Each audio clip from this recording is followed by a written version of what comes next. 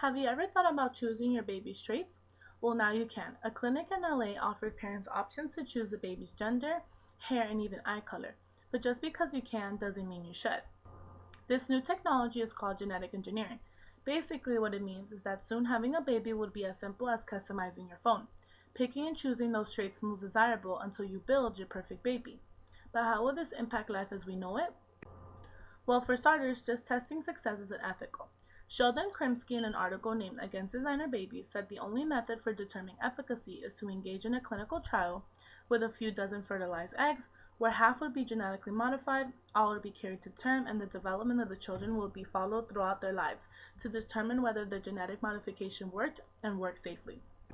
Basically, a genetically modified baby would have to undergo multiple experiments throughout life just to prove if it was successful. Does this seem like a happy life? And then the question arises, what if it didn't work? We just say, oops, sorry for torturing you your whole life. I wish it would have been worth it, but it didn't even work.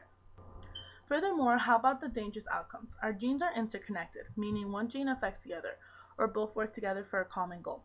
Nicholas Agar, in an article named Designer Babies Ethical Considerations, said, the current techniques of genetic modification introduce genes at a random place in genome, which may arrive in a way that disrupts the function of another gene.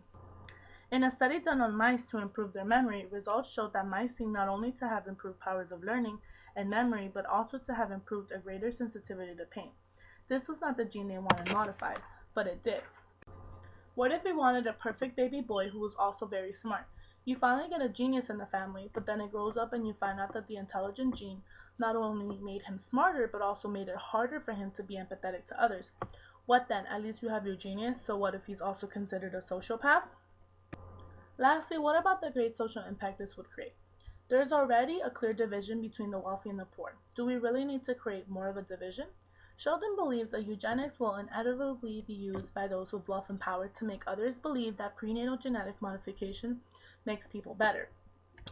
Agar says genetic enhancement will create societies in which unenhanced people are viewed by their genetic superiors in much the same way we currently view chimpanzees suitable for drug testing and zoo exhibits, but little less.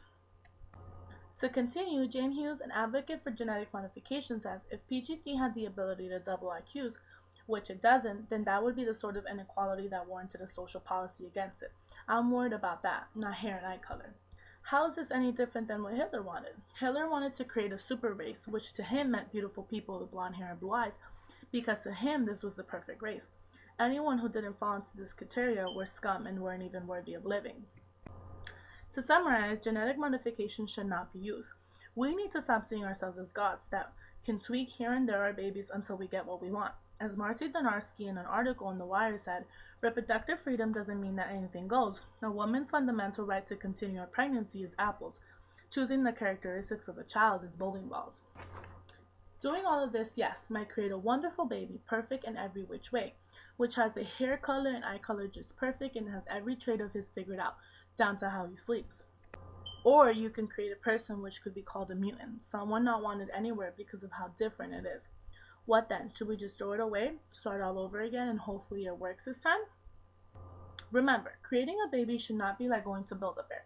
It shouldn't be as easy as walking into a store, picking and choosing what you like, and then coming out with it 9 months later. Actual parenting is much harder than that and should remain as such.